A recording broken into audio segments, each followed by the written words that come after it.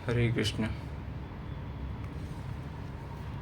आप सभी को श्री राम जन्मभूमि की प्राण प्रतिष्ठा की हार्दिक बधाई। चलिए आज शुरू करते हैं। तृतीय अध्याय। ओम श्री परमात्मने नमः। अथ तृतीय अध्याय। अध्याय 2 में भगवान श्री कृष्ण ने बताया कि यह बुद्धि तेरे लिए ज्ञान मार्ग के विषय में कही गई। कौन सी बुद्धि? यही कि युद्ध कर, जीतोगे तो महामहिम की स्थिति प्राप्त कर लोगे और हारोगे तो देवत्व की।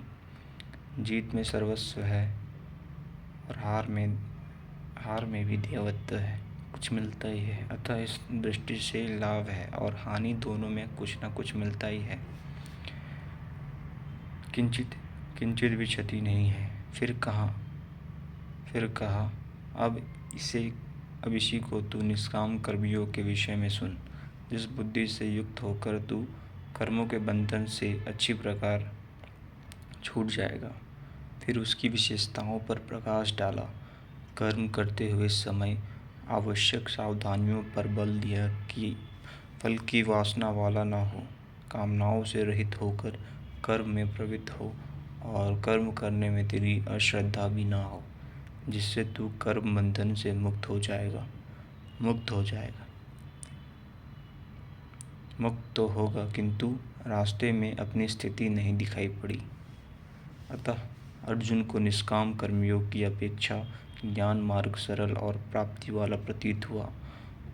उसने प्रश्न किया, जनार्दन, निष्काम कर्म की अपेक्षा ज्ञान मार्ग आपकी दृष्टि में श्रेष्ठ है, तो मुझे भयंकर कर्म में क्यों लगाते हैं? प्रश्न स्वाभाविक था। मान ले, एक ही स्थान पर जाने के 2 रास्ते हैं। यदि आपको वास्तव में जाना है तो आप अवश्य प्रश्न करेंगे कि इनमें सुगम कौन है।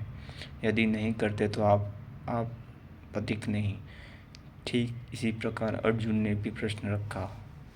अर्जुन कहते हैं, जायसी चेत कर्मणस्ते मता बुद्धि जनार्दना, तत्किं कर्मणि घोरम माम नियोजसी केशवा।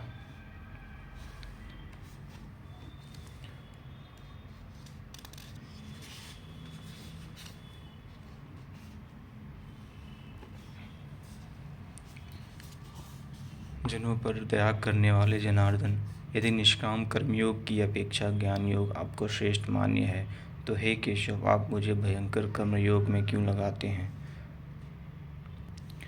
निष्काम कर्मयोग में अर्जुन को भयंकरता दिखाई पड़ी, क्योंकि इसमें कर्म करने में ही अधिकार है और फल में कभी नहीं। कर्म करने में अश्रद्धा भी ना हो और निरंतर समर्पण के साथ योग पर दृष्टि रखते हुए कर्म में लगा रहे। जबकि ज्ञान मार्ग में हारोगे तो देवत्व है, जीतने पर महामहिम स्थिति है। अपनी लाभ हानि स्वयं देखते हुए आगे बढ़ना है। इस प्रकार अर्जुन को निष्काम कर्मयोग की अपेक्षा ज्ञान मार्ग सरल प्रतीत हुआ। इसलिए उसने निवेदन किया, व्यामि श्रेणेव व्याख्यान बुद्धिम मोहयसीव में, तदेकं वद निश्चित्य येन श्रेणो न माफिव्याम। आप इन मिले हुए से वचनों से मेरी बुद्धि मोहित सी करते हैं। आप तो मेरी बुद्धि का मोह दूर करने में प्रवृत्त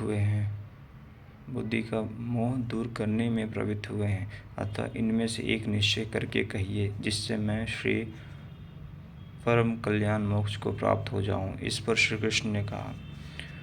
श्री कृष्ण कहते हैं,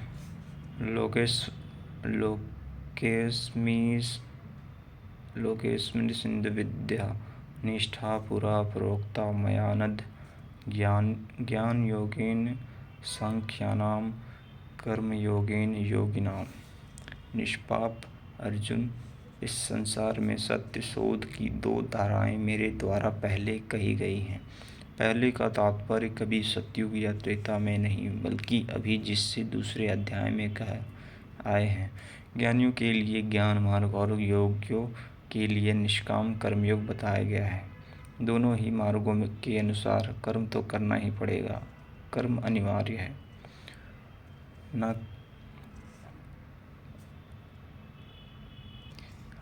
आगे के श्लोक हम अगली वीडियो में देखेंगे। हरे कृष्ण हरे कृष्ण।